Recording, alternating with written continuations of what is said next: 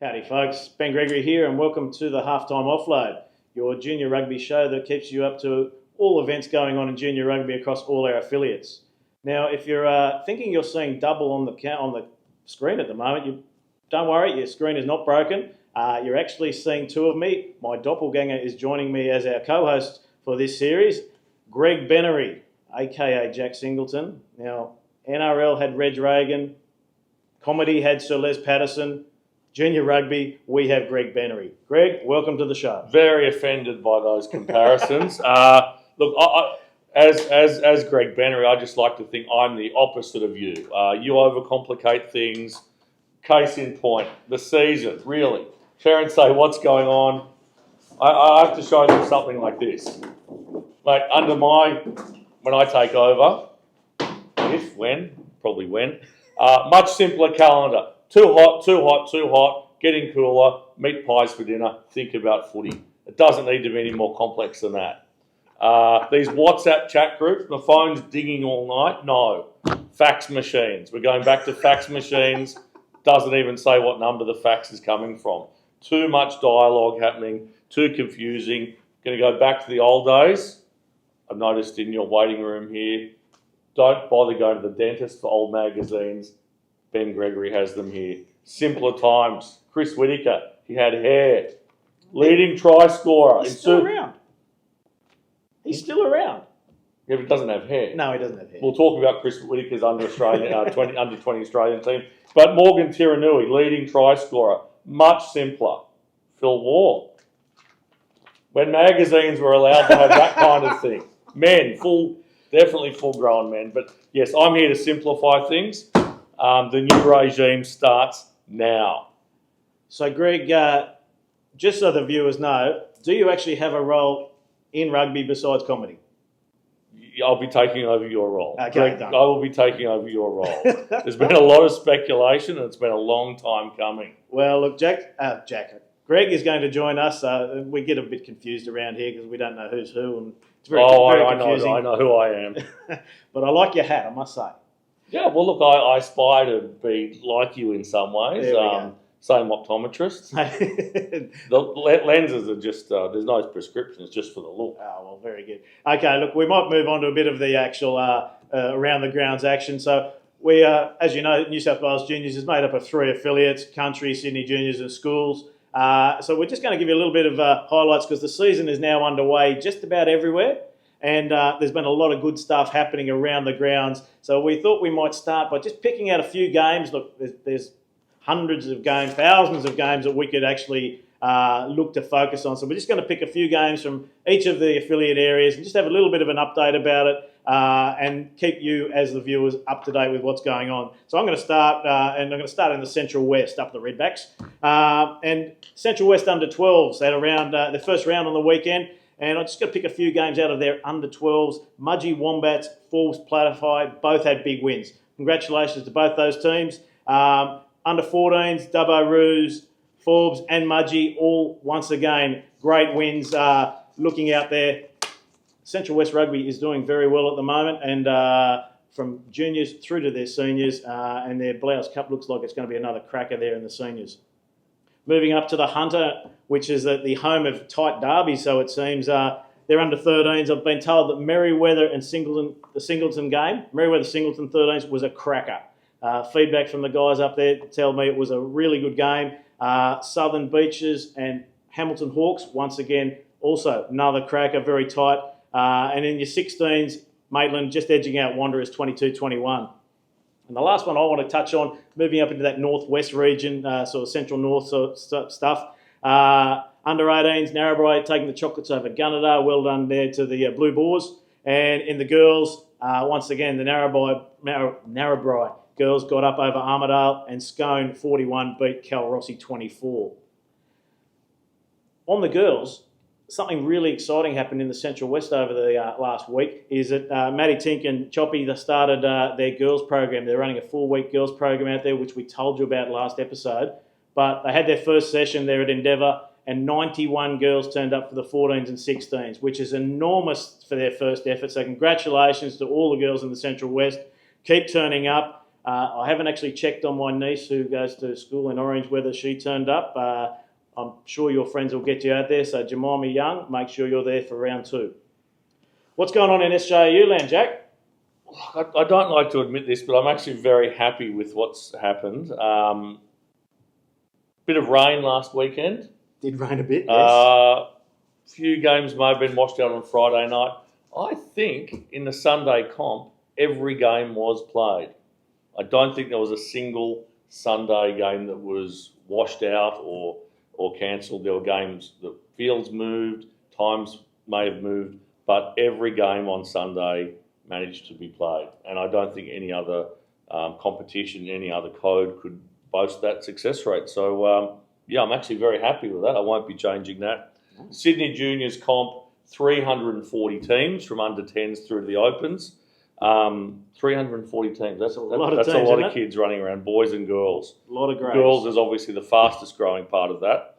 And most of those comps have, I think all of them probably have multiple grades. Pretty much. I think that 10s, 11s, 12s might even have up to 6 or 7 grades per comp. Couple of highlights, 11A grade competition, Chatswood 31, Newport beat Newport 19. And another great game was a Lambie, got the points over Liverpool. Under 12s, another great game was in the C grade comp, Western Raptors, who are the actual under 11s, playing up in the 12s. Western Raptors under 11s, 27, edged out C 4th, 21. 15As looking to be a very good comp, very evenly matched. Who does all those gradings? Who does the gradings within the SJA? There's a committee that looks at that stuff. I might have had a little bit of input. Well, they seem to have got it right in the 15As. There was Oatley beat Warunga. Could have gone the other way, but Warunga missed a kick to win. I know that a club I am associated with, Randwick, had a very close game against Dural. Was the score here 22-21. In the girls, under 14s, Randwick Magic had a good win over Manly Savers and West Juniors over Norwest. In the girls under 16s, Norwestern Raptors had big wins. Manly and West had a draw, and Linfield were just clipped by Newport by 1 try. That's the under 16 girls. But there are so many results to go through, Jack. That is just a snippet. I think we're going to do a longer form version of this show where we go through every game. I don't think we're going to be doing that. I think we will. I think we maybe could teach people how to go into Rugby Explorer and bring up the app on their phone, which gives them access to all the results. I must admit, I can't get to every single game, but the Rugby Explorer app, watching it tick over, click refresh, the score comes up. It's pretty exciting. It is a wonderful way when you can't be at the ground to be able to click over and go, what's the score? Well, I do that regularly. So, look, unfortunately, that is another thing I actually quite like, but I will be making changes. I don't know what they're going to be. So that one's going to stay? I quite like Rugby Explorer. Right, that'll stay. Okay, excellent. Well, look, I might just move out to other affiliate schools. And look, there's some really exciting stuff going on in schools. Probably the most forefront of our minds will be the Shaw Barker game at Allianz Stadium as the precursor to the Reds Waratahs. Both schools are last year's champions from the CAS and GPS competitions. But as schoolboy rugby, every year's a new year. So I know those schools are quite proud of what happened last year, but this year's a new year. And they'll go out there and those teams will try and achieve their own glory on the field. So that one could go any way. So if you get a chance, that one is on New South Wales Rugby TV. Even if you miss the game live, you'll be able to watch the replay. And I believe our own Andrew Hill's going to be doing the commentary on that one. I think that kicks off at 5:30 p.m. Circa 5:30. It might even be 5:25. You'd have to check. I'll check Rugby Explorer. Check your local guides. Righto, we're here at the Sydney Football Stadium with Super Coach Earl Varr from the Barker College, who've just been victorious 38-19 over the Shaw School. Mate, what are your thoughts of the performance tonight? Oh yeah, it was an arm wrestle. Shaw are a very good team, and they kept on hanging around and slipping around and taking their points when they were on offer. We just couldn't get away from them. So it was a tough effort out there, but proud of our players. We've just come back from Japan, played 5 games in 8 days, and there's no complaints. We're very fortunate to be here playing in such a great stadium. and it's a great experience for a lot of these players that might walk away after the season or not continue with rugby at the end of their schooling years. So this is definitely a very privileged opportunity for us, and we're very grateful for New South Wales for giving us the short. Oh look, you guys played some tremendous footy. Looked like conditions were a little bit slippery out there. The little bit of rain we had today, but all in all, their ball handling was great. Tell me about your front row was dynamic, right? Talk about them. They're big boys and they dominated that 10 piece. Yeah, well, they've been together a couple of years, so they know each other, and they've got some great coaches, to give them a lot of feedback and work on. They just love scrummaging. Yep.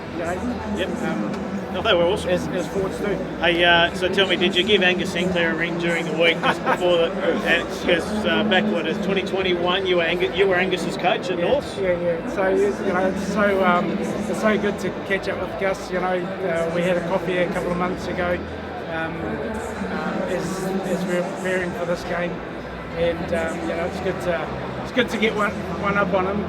These young fellas like to remind you how good they are, and he's done a fantastic job at Shore, and they won the GPS last year, and they're still strong. They'll still be forced to be reckoned with on the GPS. Look, they'll be better for the run they played. I thought they were improving, and you could see some good signs there. I think your message to Angus is that you're still the apprentice. Earl's still the master. No? Not at all. No. Oh, mate, it was great to have you back in Australia.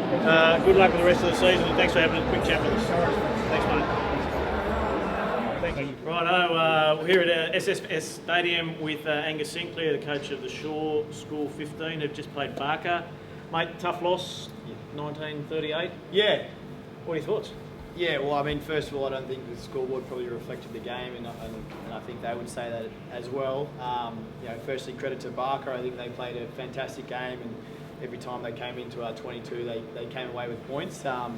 But for us, I think there's little key moments. We a yellow card, we made a line break and didn't finish it off. If we score that, we're up 26-24, and then the next phase, it goes downfield, we get charged down, and it's sort of a 14-point turnaround. So that one really hurt us. But what I would say is unreal occasion for the boys.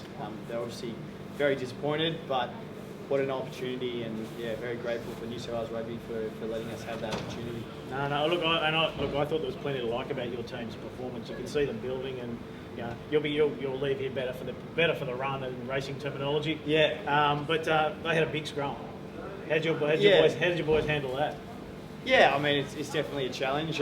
We probably don't have as big a pack, but I mean, we fought hard, and I thought in terms of the second half, our fitness was really starting to show through, and that was a disappointing thing. I think if we'd taken that moment with the line break, I think it would have been a different outcome, but unfortunately, that's rugby. We didn't take it, and I mean, great game. Thankfully, we weren't playing for points this week, but round one is just around the corner next week, and we get to be at home against Joey, so that's pretty exciting. Oh, well, and I've got to finish off on, we did ask Earl about the North's connection. Oh, yeah. The Master and the Apprentice. Yeah. Did you catch up with Earl before the game? No, because they've just been over in Japan. Of course they've been in Japan. We had a coffee when he got the role at Barker. Yeah, Earl's a great guy and a great coach. He coached me at North's 2020, so... he'll do a fantastic job at Barker. Yeah, no. Well, I did tell him to just have a little niggle at you, so it's still the apprentice. But anyway, fair enough. Sure, mate. Thanks very much for having a quick chat. Good luck with your season. Cheers, thanks, mate. Thanks a lot. Thanks a lot. Cheers, guys. Northwest comp, we've got some games on this afternoon. In fact, I'm actually going up to referee the Redfield Penrith Anglican game up there at Redfield College, so that should be very exciting for that tournament. We've got CAS. CAS is an interesting comp, and they haven't started yet, but I know round one, Knox Barker could be one of the biggest games of the season. So, look, who's going to win the CAS? The big three, the Waverley, Knox and Barker are always there, but the other schools are always going to bring up surprises. So, wonderful comp that's going to kick off about next weekend. And then you look at the GPS comp, and will it be the year of the traditional rugby nursery at Hunters Hill? Will Joey's get up? Scots, Newington, Riverview all be strong? Sure. Could Shaw do it again? Do the double? But I did see some trials of the King's School playing, and I wouldn't rule out those boys from North Parramatta. They look pretty good. And the ISA comp, well, your Oak Hill and your Augies will always be there. But I'd keep an eye from those country boys from across the mountains. They produce some good footballers out there, and that ISA comp could go any way. And then you have all the divisions down with schools like Chev and Oxley, Central Coast Grammar, all playing in different divisions. It's a really exciting comp, the ISA comp this year. On the other schools associations, the next couple of weeks are going to be huge for them. ACs, CCC, CHS, all running trials to make their rep teams, which will compete in those schools trials at the end of June. Andrew Cleverly will be with us a little bit later to talk about that. But that's probably it for the school space at the moment. The other thing on the horizon is the state champs. Jack, what's going on in the state champs land? Well, coming up, King's birthday weekend. Is this the second year it's been King's birthday? No, it's the first, I think. Is it? I think it's the first. Can't remember when she died. Look, 219 teams will be contesting the state champs this year. 219. I won't be changing that. I'll be increasing it. But as like 10 years ago, it was 133 teams. Massive growth. Massive growth. Look, although it's not in my official notes, I can't go without mentioning the player pool, which I think was my idea. I'd claim it. Oh, I am. No, player pool, a lot of people have probably heard of the player pool, but if your son or daughter, or you, if you are the player, misses out on selection for your district, you can put yourself into the player pool, because more than likely there will be another district who might be looking for a hooker or a winger, and you get the opportunity to go to the state champs even if you miss out on selection in your home district. Now, speaking from experience, my son, 2 years, missed selection in his district and played for Penrith at the state champs. Loved his footy and has a whole new group of mates out at Penrith now. So he's played with them, he plays against them, which is really what rugby's about. Make new friends and then knock the bejesus out of each other on the field. Jack, but player pool, it's such a good idea. It's not my idea. Did you think of it? They say imitation is the greatest form of flattery, Jack, and I'm not sure why I'm thinking that right now. But the senior country champs are on next weekend, and they have adopted the player pool model. My idea. Well, look, I'm just going to say a good idea has 1,000 fathers. A bad idea is an orphan. So we can run with that. But look, the state champs. Look, we've got lots of teams coming. 219. Who's coming? Well, look, it's not just state districts, districts from within New South Wales. I know in my eldest son's age group, I know we've often been up against, and they're back. Is it Melbourne Harlequins? Melbourne Harlequins, ACT, Southern New South Wales. What age groups are they contesting this year? Southern Inland will be coming in the 12s, 14s, 16s in the boys. And then they're doing a joint venture with South Coast Monaro, which they call Southern Country. They call their joint venture a Southern Country team. Okay. And they're going to come across in the 18 boys. And I think South Coast Monaro is sending some teams across in some of the younger boys as well. So we've got we've pretty much got the whole state now with the ACT and Southern New South Wales band coming in. But I'll let you say who the really exciting one coming in for the first time. Well, the San Diego Legion in the under 18 boys in the Opens. How did that? Well, did I do that? Yeah, you did that. Yes, I thought so. Tom Wagner got in contact with you, and Tom's over there at San Diego, and he brought he brought a team across last year to the regionals, and they had such a good time that this year they're bringing 3 teams over, and their under 18 boys are coming over to the state champs. So look, Tom's over in San Diego at the moment. We're going to hopefully get him on a Zoom interview, and we'll put that on our next show. But it'll be really exciting for the boys to get a chance to come up against some of those West Coast American boys. It will be. And we'll go through I know that for the first year in a long time, the under 12 boys is now at? We're at Foster Tuncurry. We were going to be at Taree, but there's been some field unavailability there due to some circumstances beyond our control. So I think as was the question that was asked in the castle, what do you know about lead? And asbestos. Enough to move the grounds. Yeah. So 13's orange, 14's Dubbo, 15s, Maitland. Maitland, 16s, Eric Tweedale, and opens Concord. Great. And look, I don't just wear a hat to look like Ben. I wear a hat because I like to pretend I'm from the bush.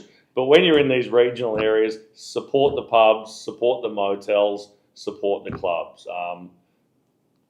Shop local. It's a big injection of cash for these regional areas. Oh, and it's fun. Rugby tours are fun. They can be a lot of fun. Just when you're talking about the state champs, I want to give a special shout out to the Western Plains guys. They're up to 3 teams now, which is incredible for a zone that's the other side of Dubbo. It has such a remote and vast area. They've managed to put 3 teams in this year's state champs, which was a record for them. So Tim Whiteley, Gussie, Pitsy, well done to you guys. We look forward to hosting you at more than one of our venues as you bring 3 teams this year. So what age groups are they in? 11s, 12s, 13s. Okay. Yep. Yep. In fact, my son took them on in the under 11s last year. Yep, indeed. They gave us a flogging. And a great style of rugby as well. So look, the state champs, long weekend in June. You will be able to catch the action on New South Wales Rugby TV, but if you're at any of our venues, come out. It's a wonderful weekend of rugby, 3 days straight, and you'll enjoy it. And if you've missed out on selection or your son or daughter has, look into the player pool. And Ben, where can they find the player pool info? All that information is on the New South Wales Juniors website. You can look under the resources section there, and there's the nomination form. So go and nominate you. I know, especially if you're a girl in the 14s or 16s, there are already teams looking for players. So if you want to take part of it and you didn't make your zone or district team, or your zone or district's not putting a team in, get your name in there because more than likely we're going to find a home for you. And then that will put you in the pathway to the next level of Sydney or country teams that will go off, and there's some really exciting stuff happening in that pathway, which we discussed a little bit last episode. I might move on, Jack, just because I'm conscious of time, to talk about some of the sponsors of New South Wales Juniors because they deserve a shout out, and particularly the Rugby Club Foundation have supported grassroots rugby around the nation, not just New South Wales Juniors, but around the nation for years. So to Angus and his board and Lisa Kane for all the work they do and all the support, I just want to say thank you. There is probably no one playing rugby who hasn't had a benefit, whether they know it or not, via the Rugby Club Foundation support. So well done to you guys.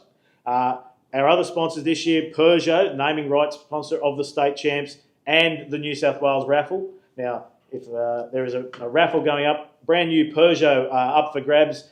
All the clubs have the ability to sell tickets to that. So if you want to support your local club, half the money goes back to those clubs that sell the tickets. So if you want to support your club, buy a ticket. Hopefully you win a new Peugeot. Great car, great brand, and great support from Peugeot. Wahoo, Jack. Wahoo's been around for a long time now supporting our minis, as I'm sure you're aware. I have a garage full of Wahoo equipment that gets used very regularly. Yeah, but their support, particularly in our mini space, has been second to none. If you play minis rugby in New South Wales or Queensland and you haven't redeemed your Wahoo pack, then you're missing out. Elle and Andrew, you do a wonderful job supporting us. So Wahoo, we are Wahoo, we are rugby. The last 2 I want to mention, and I might we'll throw to Jack in a minute, but it's Still Travel doing our All Out Travel. Steve, you've been a great supporter of New South Wales Juniors, and we're doing more tours than we ever are this year. So thanks to you and your team. Our pathways keep growing, and we're going to need you more and more, so well done to what you do. But our newest sponsor, Posca, which you have in your hand there, Jack. Look, and the thing that excites me most about Posca, vegan friendly. You're cracking open a cold one. If you do get a bit of mincemeat or a chop, it can put me off. But there is no mincemeat, no chops. It is vegan friendly. Well, not the irony, Jack, but the funny thing about Posca, and they'll be available at all our state champs venues for the players to try, but Posca's an awesome story, right? It's owned by Merrick Watts. Well, that's funny. That's funny in itself. Now, hopefully we get Merrick in here to talk to us a little bit about that before the state champs, but I want him to tell the tale about Posca because it's based on Roman gladiators and a secret formula. It's a great story. I won't spoil it for you, but when Merrick comes along and talks about Posca, an awesome story, and welcome aboard to New South Wales Juniors to the Posca folk. It is quite amazing. There actually seems to be, so there's no lamb chops, no pork chops, no rump steak, no T-bone, no sugar. No sugar. What's in it? Well, how about we'll leave that? We'll leave that for Merrick to fill us It in looks good. when he comes in. Mm-mm. So, No Jack, vegans were harmed. I do have a subject that I know you do want to talk about. Do you? Merchandise. Merchandise. Well, we know that the character Ben Gregory, is that just a stage name? Yeah. Okay, good. Yeah, Greg Benory is just my stage name. But I believe together we are putting out a signature range. This is the Anzac Memorial hoodie. Well, it certainly is. We made 100. This is a limited edition. We only made 100. Well, one's gone. One's gone. One's behind you. So 2 have gone. And I was out at Penrith on Wednesday night, and I saw some in the crowd. So I know that more of them have gone. I don't know where we sit with what's left in stock. But this is official Ben Gregory signature range. Signature merchandise, exactly. And if your signature is on it, how much would that devalue it by? Oh, quite a bit. Okay. Quite a bit. So you can put an order in and get them without your signature? Yes. No. We sell them without the signature. Mm. If you want me to add the signature, well, then we'll discuss a fee. And framed photographs of you, signed, part of the package? How are they going to know it's me or you? Well, they won't. It could be worth more if it's me. But I think merch is always, and look, another thing, unfortunately, I have to say, I am pretty impressed with the merch every year. Yep. The So puffer jacket. This is the merch. This is the State Champs hoodie behind me. The limited edition one. We only made 100, and we already know that some of them have already gone. So if you want to get in quick, all the merch is available online. It's at Sonali, the Sonali shop. So go to sonali.com and go to the shop. The password is NSWJRU. Hasn't changed. Has not changed. No. And anyone could get in. no. And look, a big thanks to Damien and all his team out at Sonalia. We've had a relationship with them for going on 12 years now. They do a wonderful job with all our merch. It's all online through the shop. We don't take any to the venues, and it's limited supply, right? So if it runs out, it runs out. So don't delay. Jump in. Caps, vests. The vest I've got on's available there in the small. Is that a signature vest? They're all signature, Jack. They're all signature. It's my go-to word. But yeah, don't miss out and don't delay, because especially if you're in the under 10s and 11s, thinking when your galas come around in July, there's going to be more stock. There won't be. So get in now, pick it up, don't miss out. And look, we're running out of a little bit of time here, but I can't not mention that there will be Greg Benory and Ben Gregory lookalike championships at each state championship venue. So put the Akubra on, get the glasses. Doesn't need to be prescription lens. Could be a signature hoodie or just a puffer vest. But there will be prizes. I'm thinking a case of Posca for the best Ben Gregory lookalike at the state championships. I'm sure we can arrange that. Is that going to be sponsored by the local councils? Because we are supported by some fantastic local councils. I think the Lord Mayor will probably personally present the six pack of chop-free, steak-free Posca. I should just give a shout out to the councils that do support us: Dubbo Regional Council, Orange City Council, Midwestern Regional Council, and Mid Coast Council. Thank you for all your support. This commercial break is brought to you by Posca. It's vegan-free, it's vegan-friendly. That means it contains no sausages, no rump steak, no pork chops. But it tastes like it does.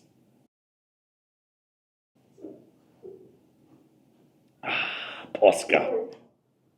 Okay, and joining us now is Andrew Cleverly, head of the New South Wales Waratahs Pathways program here at New South Wales. And Clev, welcome aboard. Thank you very much. Great to be here. So you've got a lot of hats. Before I get into what you currently do, give us a little bit about the Andrew Cleverly story. How did you get to where you are right now?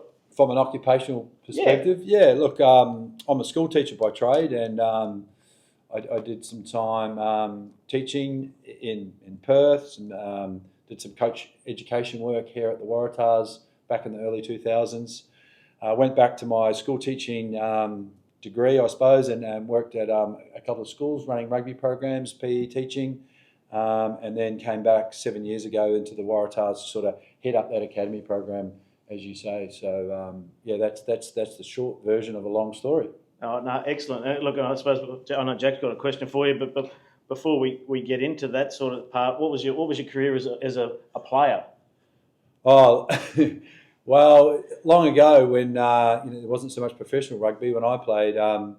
You played your club rugby as I did in New Zealand, and the All Black guys played club rugby, and then they played a couple of games for Otago, and then they played for the All Blacks. So I used to play a bit of what was called Premier Grade, and you got to run around against Jamie Joseph and Josh Confield and Jeff Wilson and those sorts of guys that were Otago guys playing in Dunedin in the local comp. And then in Perth I played for Western Australia and a club side over there. But I never actually played any rugby here in Sydney, so it's probably a bit unique in that regard. But that's a bit of back row, a bit of second row, but nothing of a very high standard. So does that make you an All Black trialist? Yeah, most New Zealanders are All Black trialists, but no, definitely not an All Black trialist, not even an Otago trialist. Just a toiling rugby player that loved rugby, and that's been something I've been passionate about all my life. I left high school and started coaching the 13Cs at my local school, like a lot of kids do here in Sydney now when they leave the school as a volunteer, and then sort of just always been involved in coaching, throwing my hand in rugby, and trying to learn about the game as the game evolves. Oh, let's give you a little bit of a grilling about what's your role. Yep, your role in the Pathways currently does. That's right. I'll let you go first, Jack. Look, is it Jack or is it Jack or is it Greg Benory? I'm as confused as anyone, to be honest. Yeah, who's interviewing me here? we need to talk about naming conventions. Right. Greg Benory, Ben Gregory. Yes, everything Ben is, I'm the opposite. Excellent, right? And I don't Bigger have a hat. I don't have a more hat. hair. So. What's under the hat? We'll look at that later. But Yeah. Naming conventions, I'm in a constant state of confusion about all things all the time. Yes. Gen Blue, Gen this, Waratahs, Junior Waratahs. Yeah. Can you make me less confused? 100%. 100%, Greg. Look, I think when I started in the role, like I said 7 years ago, that there was a concept of Gen Blue, next gen. You're the next generation of players that we hope will wear Waratah blue. It kind of, from a naming perspective, had good meaning and good intent, but it doesn't really, brand awareness-wise, it's not really saying, you're part of the Waratahs, you are a Waratah. They didn't necessarily wear the sky blue. You may recall they had various coloured blue and dark blue and white in their jumper. So over a period of time, that's evolved into all of our teams being called Waratah teams. So you can play for the Waratah under 14s, 15s, 16s, 18s, 19s and 20s. It's the best of the best. It's always on the opinion of selectors, of course, but that's how we got from Gen Blue to Waratahs, and we have a Waratahs Academy. So again, trying to use that same brand. Can you get better sponsorship from that? Can you get more kids on a path feeling like they're wearing the sky blue and becoming a Waratah and ultimately a Wallaby, I suppose, as well. So yep, we've lost Gen Blue and we're all about the Waratahs. I almost understand that, which is a massive step. Yeah, well done. Pathways, an example that I often use to parents and players within juniors, and I use the example of Felix Tiranui, who ended up in Australian schoolboys, but not through the school channel. Yes. Although he did very well in his school rugby, he actually ended up in Australian schoolboys through the club pathway, and parents often look perplexed at that, as do players, but I say club gives you a second 100%. chance, so to speak, or at least a second pathway. Yeah, that's not overly unique, and it's excellent that Felix and other players chose and choose to play club and school rugby at the same time. How do you get better at doing something? You do lots of it. So, by playing club rugby on a Sunday when you're 15, 16, 17, 18 years old, that gives you another 15, 18 games a year. Then you might be playing a dozen for your school. All of a sudden you're doing something 27, 28 times a year. Then you've got the chance to really improve your skill set, your understanding of the game, in Felix's case, in his position, when to pass, when to kick, when to run, get an understanding of how to play the game at the highest level. So from memory, Felix was a CAS 2s rugby player, so didn't make a New South Wales school side, but because, as you're saying, he was playing club rugby, he was able to represent New South Wales juniors at the schools champs, and it's called the schools champs because it's mainly schools body, but Ben's got a team there as New South Wales juniors, so that's unique. And then why does he qualify for Australian schools?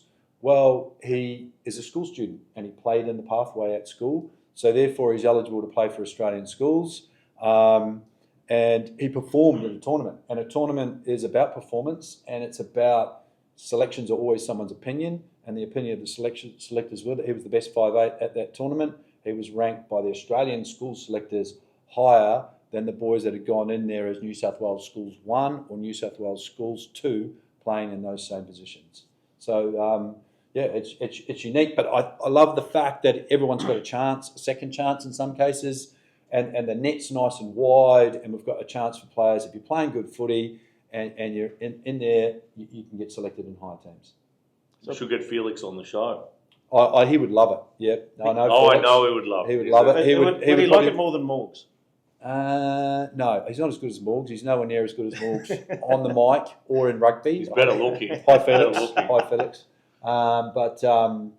He would love to be on the show. He'd probably look good in a hat too. I reckon we could arrange that. Now, just that we've probably jumped a few steps ahead there, but can I just take you back to basics a little bit? Yes. When does players go and play club or school, and they're working their way up through the pathway?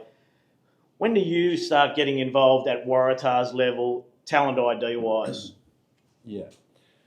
Well, we obviously have a network, so we have some really great connections within the school systems, within New South Wales juniors in Sydney, people that understand the game and know what we're looking for, and then so we've got those people, I guess, reporting into us, I suppose, and then helping us run spreadsheets, which are depth charts.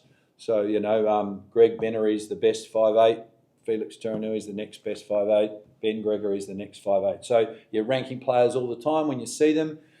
Age group wise, the state champs are massive for us. I can't stress enough the importance of the state champs. Everyone goes somewhere for 3 days. We can put TID staff there. Everyone is in the same numbered jumper for 5 or 6 games.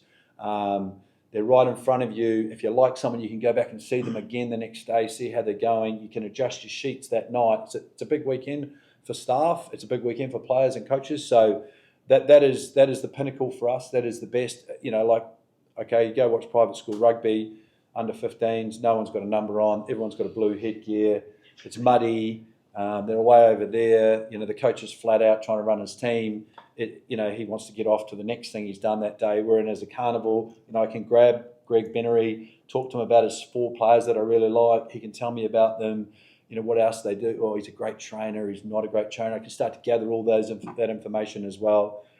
So we love the state champs. Massive for us. When does that start? 14s, under 14s, under 15. Obviously, with someone there. 16s and 18s, and then that's intersecting with what we gather from schools, from players that play at schools. So so when do you first select? When's a player first going to get a chance to wear the Waratah sky blue? Yeah, so we run a carnival down at sunny Camden, which is a brilliant carnival in late September. We have 4 under 15 teams that are selected the way I just told you, and through depth charts, and everyone mixed in, and we're trying to pick the Waratah under 15s to play the Reds in that tournament, but we put an under 14s team in that, and we called them the Waratah under 14s, and we picked that primarily out of the state champs, and even that Sydney Country Clash where you get to see those boys again. So often with selections, it's about the layers. Someone can be brilliant playing down here, then they get up here and they look okay, then they get up here and they're no good. Whether it's the speed of the game or less good. Less good. No good. Not going to get selected in that team. Whether it's the speed of the game, the contact elements of the game, the pressure that's on them, they don't perform at the higher level. So every time you've got these layers that better players are playing against them with better players, that's brilliant for identification selection, because then I get to see the player and my staff play at a higher level. So even your regional carnival is really important, because that's taking the best of the state champs, 3 or 4 teams, and going at each other again. So things like that really, they're brilliant, and the boys and girls should all just get into that as much as they can. So that's obviously club side. Sorry, Jack. I was just going to... Ben, my counterpart, and I spent a lot of time together in Dubbo in the under 14s. Yes. And a lot of time in the judiciary room. Yes, Mainly right. to do with allegedly my conduct. We'll get into that later. That's another But story. Ben Gregory did look at one of the players in a team that I was with and said, look, there's something there. I'm not sure if that's the right position for him. Won't mention the player's name, but he has moved into a different position and been selected at a high level in his school in a position other than what he was playing in Dubbo. So I think getting input from the Ben Gregorys or Greg Benorys of the world early, which might be there's something there, but have you looked at that position? Because we've got a very high level of coaching at clubs, but for the coaches and players to have access to people who know more about rugby can help go, oh, yeah, we hadn't thought about that, but try it and it worked. Yeah, no, that's a great point. And the uniqueness of rugby is, there's character traits and physical traits that are needed from such a diverse array of people. The nugget is playing up front, the string bean's playing second row, the tough, robust carrier is playing back row, the most skillful players 9, 10, 15, that sort of thing. So you did right. Sometimes people sort of get put in a position maybe because dad thought he might be good there or there was no one else, and then someone else can come along and say, actually, have you ever tried moving from 12 to 6?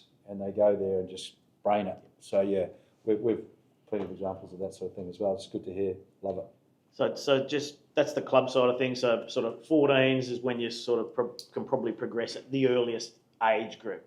Well, that's clubs, right? If we go to schools, now schools got a slightly different pathway. Yeah. 16s is sort of where it all starts to happen there. Yeah, so the schools run a really good system. All 6 associations from under 16. So you've got your ACs association, your combined Catholics, your CHS, your private schools, it's your ISA, your GPS, and your CAS. So they end up with 6 association teams.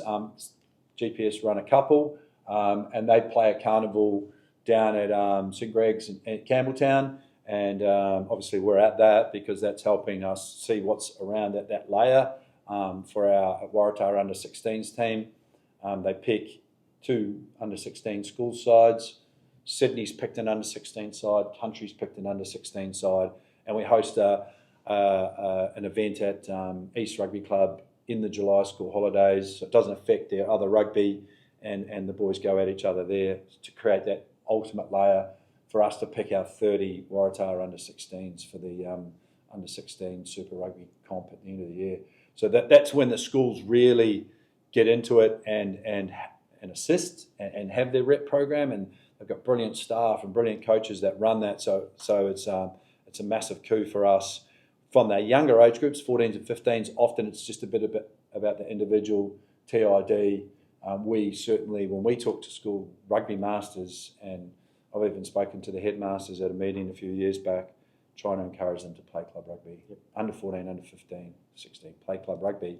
Under 16 kid can have, a bit like Felix, the double dip. He can play in both. If he gets selected in both rep teams, we just, Ben and I, not Greg Benory, but Ben and I and Matt Everard sit down together and work it out and go, okay, well, it's this guy's turn to go here. As long as they're at that carnival, it doesn't matter. We just got to see them play. So what any new highlights of the rep pathway program, because it's always evolving, right? Yeah. Anything new this year that maybe our viewers don't know about or aren't aware about?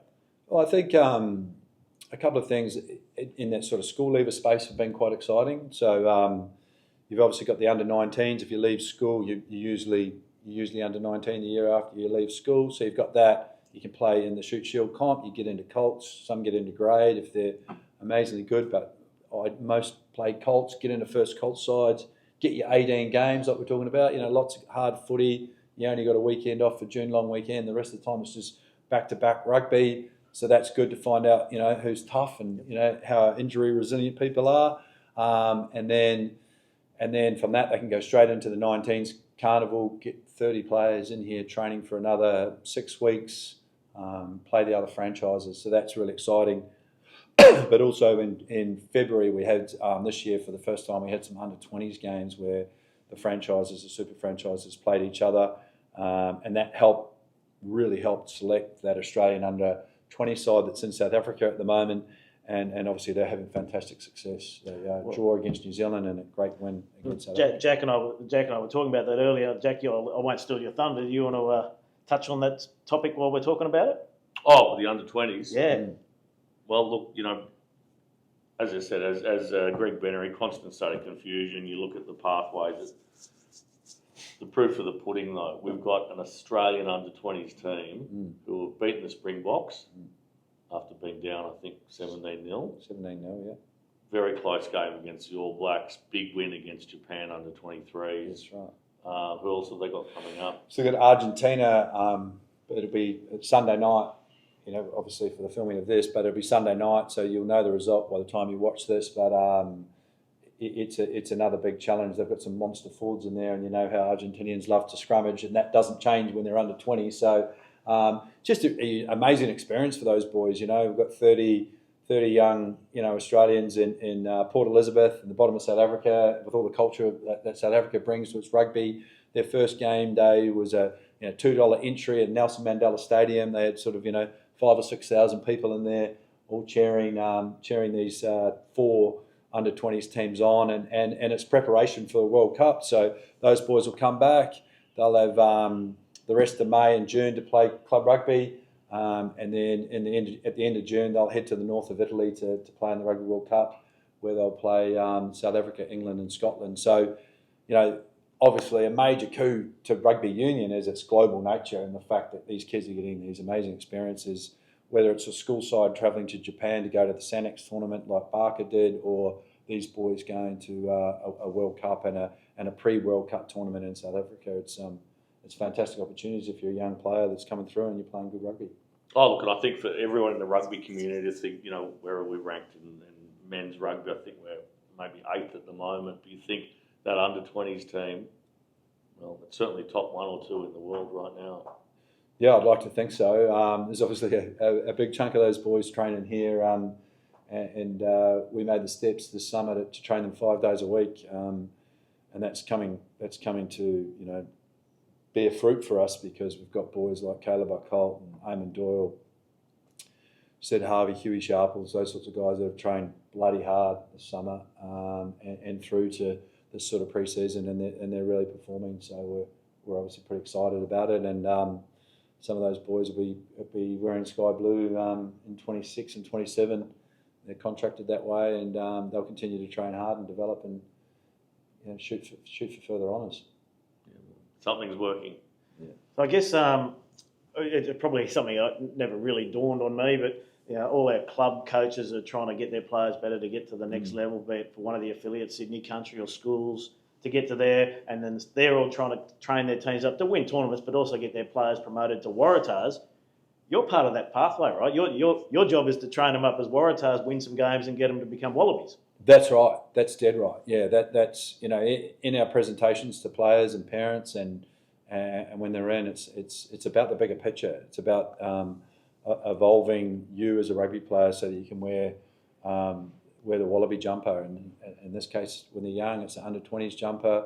Australia has an under-16 side that go into camp, get that first exposure to high performance behaviours, develop, play a game. And then the 18s obviously play the Kiwis every year, which is awesome. They go. They went to New Zealand last year and beat a New Zealand selection and beat the New Zealand schools team. And then this year we'll host the Kiwis in Canberra with the Australian under-18 side, and we'll have the Australian schools side play Fiji schools. So just so many opportunities. I was going to say the same thing. Rugby players now, to keep playing at those different layers, get lots of rep jumpers, get lots of exposure, and obviously, hopefully play something that they love. Now, we'll try and wrap this up, good, but I want to ask you a quick question.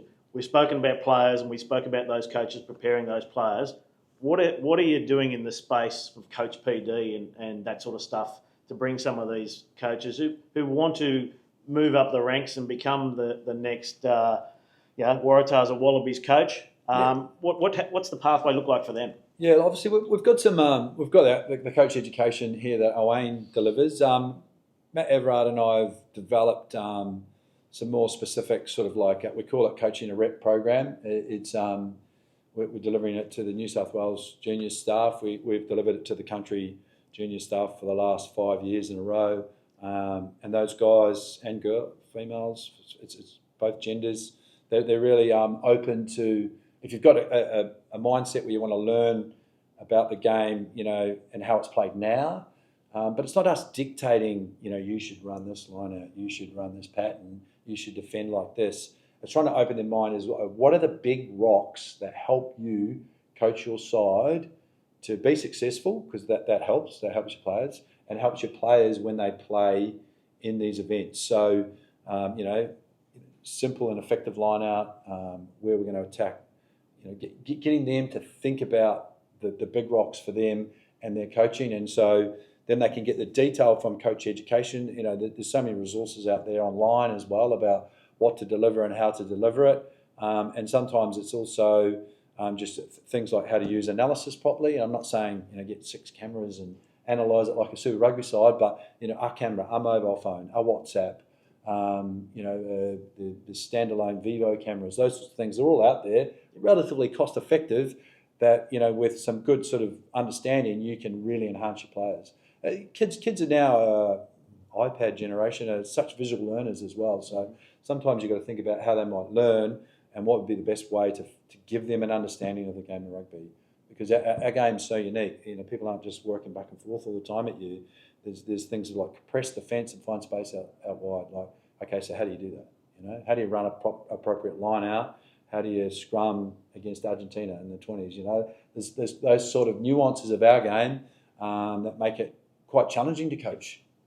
So many complexities.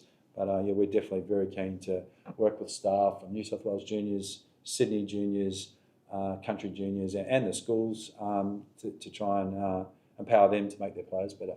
I mean, on the coaching development with Owain Roberts at the district I'm associated with, we'd met with Owain back in November last year, talked about putting on an all-day clinic, thinking we might get a dozen coaches wanting to come. I think the number kept getting bigger and bigger, and I said to Owain, can you handle 47? He's like, no, too many in one session. I think we ended up putting 35 through an all-day session here, and we had a wait list. Yes. And they arrived at 8:30 a.m. on a Sunday. They gave their whole day, and the most common feedback we got from the coaches, they loved it. They said, "When's the next one?" Yeah. I think that was the Owain Roberts 1.11, 1.75, but they want more. I agree. They want more. Yeah, it's something we need to continue to invest in as a game, and the game continues to evolve. Laws change, interpretation of laws. So how do we best get the best out of our players and enhance skills? And something that I feel, and I've obviously got some kids myself that come through and play the game, is that maybe kids now aren't going to the park to kick the footy as much as they did. Certainly when we ran around, like, you came home when it was dark, your parents were looking for you and you were hungry, and you're at the whole top, you're either playing cricket or basketball or rugby or kicking footy, playing touch or ripping an Oztag belt or whacking into blokes in a scrimmage with your mates. Now I think kids are so much more at home, so the skills that you learn innately, just by doing, are not as high. And so therefore, to go back to your point, we've got to be better at teaching them how to do it, coaching them how to do it. The key words to get them to be better: fire your wrist to pass, get your follow through, because they're not learning it by themselves. And that's something that, I mean, maybe I'm too old and speaking gibberish, but that's just my opinion of how it's evolved at the moment. So a big thing that Owain helped our coaches learn was just make each session, each drill more of a game. Yeah. Kids can get a bit perplexed. I'm constantly confused with too many witches' hats, too many. Yeah, well, there's no witches' hats out there when you play, is there? Let the kids have fun. Yeah. We actually at our club we had probably one of the greatest fly halves ever, even better than Felix Tiranui. Mark Eller came and spoke to our coaches, and he just kept repeating, goes, make it fun. Make it fun. And he said when he was playing at the Randwick team and even Wallabies, he said they would often play touch footy for 2 hours, and that was the entire training session. 100%, yeah. So all those things that look like magic and instinct. Even like you want to do sprint training, it's a race. We race each other for sprint training straight away. It's not like, okay, right, line up, set, go, and you time them and any of that sort of stuff. It's just you and me, right, find your prop, or you two props find each other and away you go. It's a race. Then the two flankers, then the two 5'8", and then the 2 centres and the 2 wingers, and so everything's about a competition and a race and an event and a fun and a high five and a 3 push-ups if you lose, because it's not a punishment, it's just fun. Make the mate count it out, you count out because you beat him. Just stuff like that gets all the banter going, gets them being competitive, gets the juices flowing. And gives you that ranking. As you said, you're at a state champs. You can't say that fly half's a 99.93. Who's the best fly half? Who's the second best? Who's the third best? That's right, yeah. Who's the fastest runner? Doesn't matter if you're doing sub 10, sub 11, whatever. If you're the fastest. Yeah. And then I guess how do you perform under fatigue and pressure? Yeah. I kept reminding my sons who are not fast. I said, look, I think Richie McCaw was renowned as one of the slowest All Blacks ever, but under fatigue. He still ran that same speed. Yeah, he looked like he was getting faster and faster. When everyone else fatigued and got slower, he still stayed at that same speed. Dead right. Well, look, it's been some great insights here into the pathway and your role. You've got a massive role which covers obviously the biggest number of kids across schools and clubs in the country that fall under your remit. Is there any advice you want to give to young players coming through that obviously want to get into your programs? Any advice that you could give them right now on what they could do? Yeah, I think when they're with their coach, that they need to listen to the coach, play to what the coach wants them to do. Like sometimes we see really good players that aren't coachable, so coachability is massive. As you get older and it's appropriate and suitable, then finding the ability, whether it's within a school or club. I mean, clubs have all got little gyms around them, getting their athletic development as good as they possibly can. So, fit and fast and like we're talking about, and strong things don't break. So if you're stronger, then you're less likely to break. That kind of concept would be vital. Definitely, the kids that play really good footy love footy. They love rugby. They want to play it. They are passionate about it. So if you've got a passion for it, love it and do it. If you've got a very specific position you play, I'll use hooker as an example, then you must be able to exhibit the skills needed for that position. So that's not hard. That's just a footy and a goalpost pad or a wall or a goal, fence or whatever, and you're just practicing your skill set. So get a real understanding of what your job would be playing the game and how can I make myself better at delivering that job. Then that will get the eye of the selectors. If you're a ball-carrying hooker that runs around, whacks people, does big carries, but every line-out goes like that, then I'm afraid you're not for me. I'm going to play you. I might change your position, like we talked about before, to flanker, but I'm going to play a kid who might be only 80% as good as you at carrying and 80% as good as you at defending, but he can throw his line-outs. Because I can't win. I can't beat the Reds, and the kids can't progress, and my team won't have success if I can't win a line-out. So I think, answering your question in a long-winded way, like get into that part of it as well. Understand the game, love the game, develop yourself physically, listen to your coach. And then if you go to these carnivals, my tip would be with the power of cameras and Vivo and technology and lots of selectors and advice from good people, we'll watch you a lot. So we won't just pick you because you do something really well for 5 minutes or 7 minutes or 9 minutes. We'll watch you in the shorter games. I get it, state champs, but we'll watch you in the 50th minute and see whether you're still working hard. Because we want those hard workers. They're the ones that come through not only in our rep teams, but come through into these Australian 20s programs and stuff that we've talked about. The kids that work really hard on the field. Maybe there's a bit of understanding of what that looks like for them, but you're not offside all the time. You're not walking. You're not lazy. You don't do your line out lift like this in the 50th minute because you're just giving up on it. You know what I mean? It's those sorts of things that we're looking for. I'll ask you one last question because you've taken up a lot of your time, and thank you for giving it to us. No problem. But off-field, we just spoke about on-field, what they can do off. Is the off-field demeanour and the way they carry themselves and the way they act around the team environment, that like the Melbourne Storm or Swans, no dickhead policies? Yes. Does that carry a lot of weight? 100%. As I said to Greg Benory before, like we'll go up to the coaches at these state champs and go, wow, that halfback's playing great. What's he like? And sometimes, we'll get really honest guys telling us, he's hard work. He does his own thing. He doesn't want to listen to us. We want to play, 2 phases open, 1 blind, and he just keeps playing the same way. He's a douchebag around the team.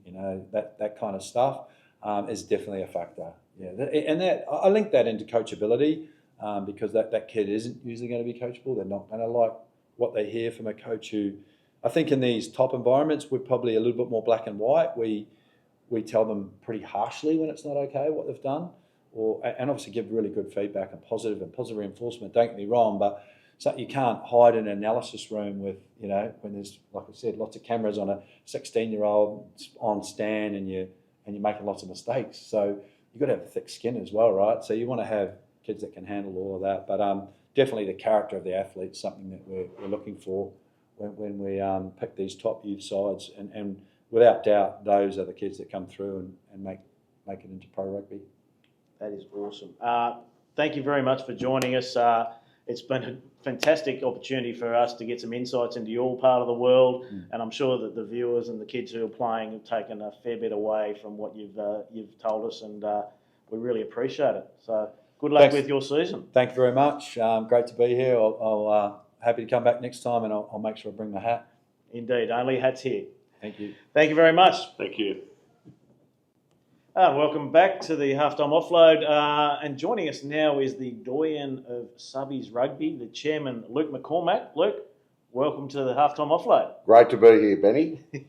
Now, Lukey, this is predominantly a junior show, but Subbies being a seniors form of the game, can you tell us a little bit for the folks that don't know what Subbies is? Yep. What is Subbies Rugby? So the New South Wales Suburban Rugby Union is a community-based union. We have, across Sydney, Sydney suburbs, we have 46 clubs that sit across Sydney that play in our competitions. We're actually the biggest senior rugby union in the Southern Hemisphere. We have 6 divisions of competition, and those divisions are divided not based on skills, but based on the size of club.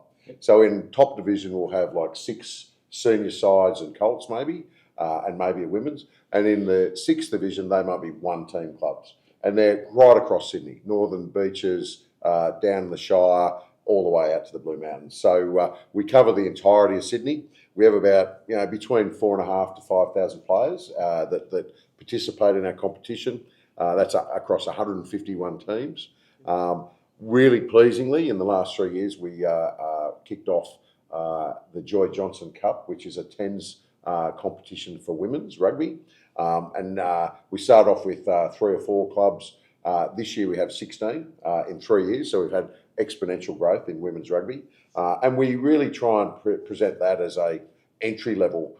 If people want to try rugby for the first time, they may be 20 years old and may have missed an opportunity to play juniors. They've got the opportunity to again go and play tens, and the focus is on making sure people are safe and girls and women are safe, and also making sure that they're enjoying everything that rugby's got to offer in the tens format of the game. So there's less focus on type 5, a lot more focus on just enjoying the art of rugby. And then also we have a very vibrant Colts ecosystem as well. We've got about 24 clubs. This year, pleasingly, we've got 6 new clubs that are presenting Colts for the first time, and we put them specifically in Division 4. Clubs like Balmain, St Ives, and we're thrilled to see clubs focusing on that pathway as kids exit school. We love when kids finish school and go on to maybe play in Premier Rugby Colts, but it's not for everyone as well, and we want to make sure that there's a place that they can play and play community games, play with their mates, play at a footy ground down 5 minutes down the road. So again, we've got a very, very vibrant Colts competition as well. So it's a very big, complex ecosystem of rugby, but it's completely amateur, and it's about playing for the love of the game. So I suppose a quick question for some of the folks that aren't aware, or maybe around regional New South Wales that aren't aware of Subbies in Sydney. How does that fit in with the Shoot Shield guys? Yeah, great question. So what we see is players go up and down. And by that I mean we will see Subbies players. They may be playing Colts. They may be very good players, and they may go and try their hand at Premier Rugby. We'll also see players that may be at the end of their careers that want to continue to play rugby, but maybe not with the intensity that is represented in Shoot Shield. They will come back to play Subbies. And the thing is, what I like to say is that training is 1.5 times a week. By that means, you might train one time a week, 1 week, and you might be training 2 times a week the next week. Now, coaches don't like to hear that, but the reality is that, we're about making sure that rugby is part of their lifestyle. It is not their lifestyle. And so, we got tradies that may not be able to commit to training every week. We got university students that may have night classes, etc. So what we try and provide is a way to play rugby without the deep commitment that may be required at more sort of semi-pro level, but it is a way to go and play locally with your mates and have a lot of fun. Excellent. Righto. So one last question before I let Jack have a crack is who runs Subbies? Who's responsible for doing all this work? You're on the board, I assume. Yeah, we've got a great board. Our board's made up of representatives from each of the divisions, which is great. We have really pleasingly this year, we've really focused on some gender diversity on our board as well. We've got a wonderful Joy Johnson Cup, our women's competition representative in Jess Knight from Hornsby. But the real engine room is with a great and long-term guru of Subbies Rugby, that's Tim Richards. Tim has been in the role for over 20 years and he lives and breathes and it is, he's a monument to the game. He's also supported by Kim Taufer and Kim is also, she's been wonderful. The clubs love dealing with them. There is a lot of interaction because everyone is amateur. Everyone's a volunteer. No one gets the ability to generate revenue out of Subbies. So we are run by the virtue of our sponsors, by sausage sandwiches and beers at the bar. And so we get great support from the New South Wales Rugby Union, and the Suburban Union has those two great resources. Now, I've just written some notes here about beer and sausage sandwiches. We'll get back to that later. Who's hot? I mean, I know the hottest man in Subbies may be Christian Yasbin, the Lebanese Lamborghini. Yes. Made a comeback for Randwick firsts against Japan under 23. And won the game. And won the game with help from Felix Tiranui. He'd be the hottest man. Do you have a male centrefold hottest man in Subbies? Who are that men as hot as Yazzie, and who are the hottest teams? Well, we don't have that sort of focus on individuals, but I do know some clubs have done nude calendars, very tasteful nude calendars for fun. Which clubs? Oh, I could probably get you one offline. We'll talk later. But who's hot? If I think about the different divisions, and Christian plays for Waverley, and Waverley we were in the Kentwell Cup Grand Final, which is our Division 1. Waverley really. It goes Kentwell, Barraclough, Clark, Meldrum, and I'll come back to Jeffrey. So there's, and you can imagine we have multiple divisions. So there is a plethora that I'm not here to name in terms of the different competitions. The Kentwell Cup's Kentwell Cup is the premier division. And very Albanese answer of you there. Thank you, mate. Won't be easy under Albanese. So in Div 1, that's Kentwell Cup. And look, Waverley, one of the powerhouse clubs, they were in the Kentwell Cup Grand Final, just got shaded by Blue Mountains. Blueies have built a wonderful culture out at Lapston and really offer players in the West a great club to be part of. They've got like 6 or 7 grades. And of course, Hunters Hill are in the mix as well. They beat Blueies last week. Actually, they're playing Waverley tomorrow at Boronia Park. So, but it's a very tough competition. These clubs are really, really well run, and they have great depth. And what that means is that going to a Kentwell Cup game, you will see a quality of rugby that you would expect in sort of Premier style rugby. So very entertaining and completely free to go and watch, I might add.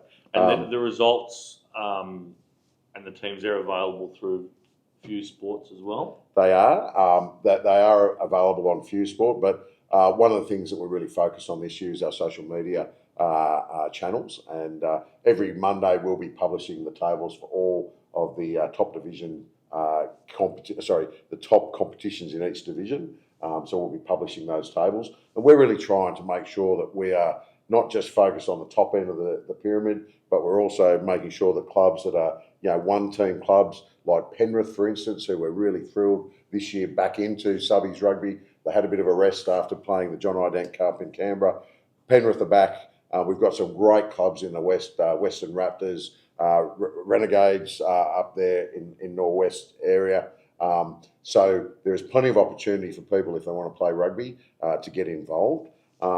In the other divisions, if I think about Division 2, which is again a very strong competition, University of New South Wales, who've been always there or thereabouts, they've had a great start of the season, undefeated so far. Play here at David Phillips Field, just across the way, and also Petersham. Petersham, the Chamois, a very, very famous club, famous for touring. They've very fantastic overseas tours. The Chamois have started really, really well as well and are looking good. In third division, Hills up in Castle Hill Way, they've started really hot. They're 3 from 3, and also closely followed by Beecroft. So up in that sort of northwest sort of area. In fourth division is a division that we're really excited about because it is one senior team and one Colts team. And we see that as a really important recipe for longevity for clubs. Realistically, if you don't have Colts, that means you need to go and get Opens players to refill your stocks every year. Whereas if you've got Colts, you've got a natural sort of alligator teeth coming through. And so we've got teams that first time this year fielding Colts for the first time in a long time. St Ives have had a hot start of the season, coached by Daniel Manu, former Waratah, and he's doing great work up there. They've got a Colts side as well, which we're absolutely thrilled with. In addition to that, we've got clubs like Balmain, who have sort of been around the different divisions, back with Colts this year. And then fifth division, just to carry on a bit, we've got, again, a wonderful club in Hawkesbury Valley out there at Richmond, Windsor, their home ground. They've had a really good start of the season, also undefeated. And Redfield are a bit resurgent as well. And then sixth division is your single team clubs. That's where Penrith play. We've got great clubs like Burraneer, Oatley, and really thrilled to see them going well. The real standout at the moment is Manly Sabres. Again, had a hot start to the year. So, yeah, we're only 3 or 4 rounds in. And so, it's a long way to go, but it's great to see, and we're really excited that the comp started. Look, you mentioned a point there about the backfilling of players and that sort of stuff. You ran an academy model at the start of this year in conjunction with Sydney Juniors. Yep. Can you tell us a little bit about what you did and how it went? Yeah, sure. So we ran a Colts program. It was for 5 weeks before the start of the season. We've got some great clubs in Western Sydney, but clearly we just don't have enough when you consider the size of the population. Yep. So what we really wanted to do was offer kids that were in that sort of 18, 19, 20-year-old range an opportunity to, maybe they'd fallen out of love with rugby. Maybe they'd played when they were 15 and had a couple of years off. And we wanted to give them a soft landing to reintroduce them to rugby. We wanted to bring the best of the best coaching, and we had some just tremendous support from the staff here at New South Wales Rugby. And what we wanted to do was get those kids back on the paddock, falling in love with the game again. They actually put a team into the, we know this because we were the coaches. But we had a team in the Subbies 10s that we ran as a pre-season tournament at Penrith. And the boys had a bit of a slow start, but they came home with a wet sail and they ended up winning the plate. So, what we're trying to do with that is seed those players back into those Western Sydney clubs so that they've got regular footy. And the beauty of that particular 10s tournament you built into was I saw a few of those boys after the tournament who played the next day in a juniors tournament, and a few of them in that gap had already joined clubs. Yep. And so the connections were made, and the aim of what we tried to achieve really worked. Yep. And we replicated it again for some girls for a couple of weeks after that, which the numbers were outstanding. So there's a need in Western Sydney for these sort of pathway programs, and you're going to do it next year? We'd love to do it next year. So yes is the answer. And look, with Simon Carthy-Myway joining New South Wales Rugby, we've got that dedicated focus in Western Sydney. We've got an advocate that's going to help us do that, and we've got the planning. We know it's going to be a success. So now we say, okay, we've ticked the box. Now we know we've got to do it and do it a lot harder. Beautiful. Any other questions? Yeah, look, I mean, we talked about, Lebanese Lamborghini, plays his shoot shield. Mate, you keep talking about him, but anyway. I do. You'll mention Felix in a minute. Felix Tiranui.